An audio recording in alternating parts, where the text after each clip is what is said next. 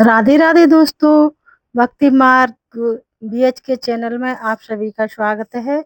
मैं आप सभी के लिए एक छोटी-सी कहानी लेकर आई हूँ, तो आप सभी मेरी पूरी कहानी सुनना और इस कहानी से यह सीखने को मिलता है कि हमारे पास कितनी भी दौलत हो, लेकिन हमें उस दौलत का कभी अभिमान नहीं करना चाहिए, ना ही कभी अहंकार करना चाहिए।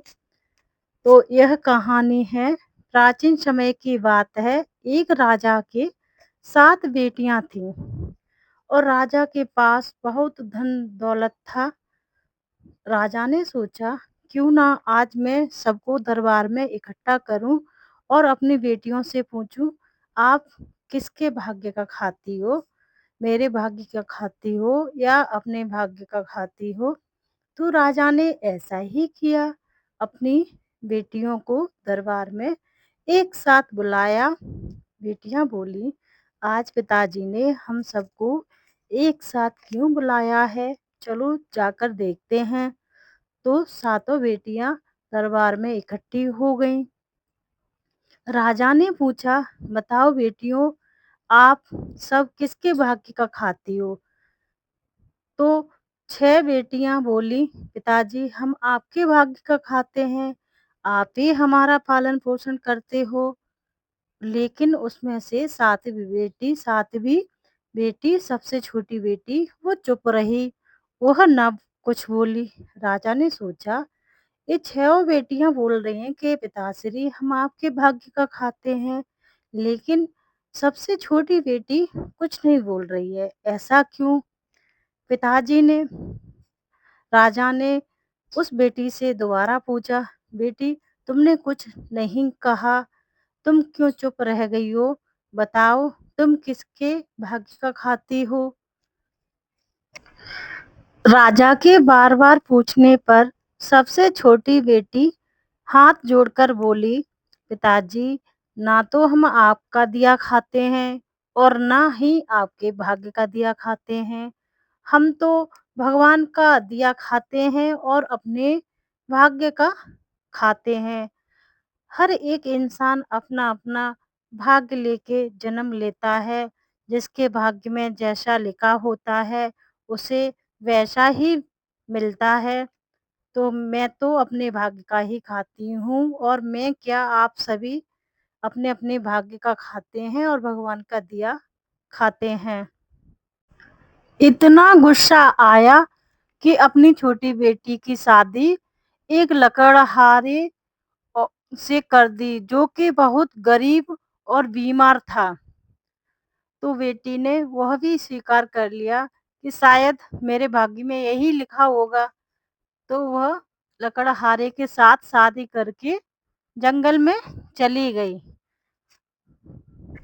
उसका पति बहुत बीमार रहता था, तो वह बेचारी अपने पति की सेवा तन मन धन से करती थी। जंगल जाती और लकड़ियाँ काट कर लाती और लकड़ियों को बाजार में बेचकर घर चलाती थी। उन पैसों से खाना लेकर आती, कुछ दवाइयाँ लेकर आती और अपने पति के लिए दूध भी लेकर आती थी।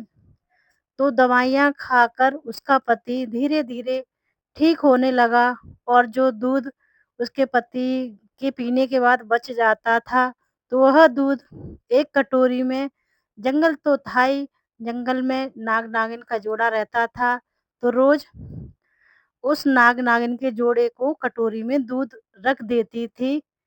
नाग-नागिन बहुत ही खुश हो जाते थे और नाग-नागिन ने खुश होकर उसको रात्रि में स्वप्न दिया और स्वप्न में कहा, बेटी जहाँ हम दोनों रहते हैं वहाँ पे बहुत सारा खजाना गड़ा हुआ है, तो तू खोद कर उस खजाने को निकाल ले, उसमें बहुत सारा धन है।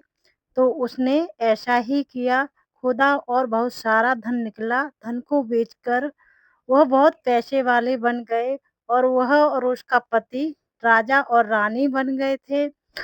अब वह दोनों गरीबों की मदद करने लगे और रोज भंडारा बाँटने लगे। एक दिन भंडारा बँट रहा था और राजा-रानी दोनों भंडारा बाँट रहे थे, तो उसने देखा उस लाइन में उसके पिताजी और उसकी बहन भी हैं, तो अपने पिताजी से पूछा कि पिताजी आप यहाँ कैसे? पिताजी ने अपनी बेटी को नहीं पहचाना। बेटी बोली, भूल गए पिताजी, मैं वही बेटी हूँ जिसकी शादी आपने एक गरीब और बीमार लकड़हारे से कर दी थी। आज मैं यहाँ की रानी बन गई हूँ और मेरे पति राजा बन गए हैं। तो उसके पिता बोले, बेटा तूने सही कहा था कि कोई किसी के भाग्य का नहीं खाता है, सब अपने-अपने भाग्य का खाते हैं।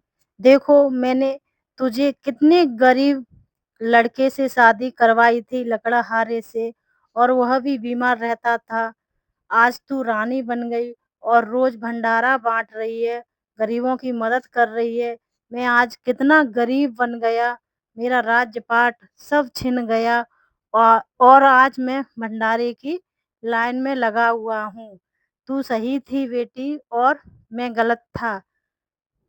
तो इस कहानी से हमें यही सीख मिलती है कि हमारे पास कितनी भी धन-दौलत हो, हमें कभी भी अहंकार नहीं करना चाहिए।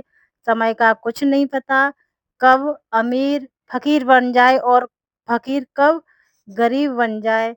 तो दोस्तों, आप सभी को मेरी वीडियो कैसी लगी? आप सभी कमेंट करके ज़रूर बताना। बाय-बाय, राधे-राधे सभी को।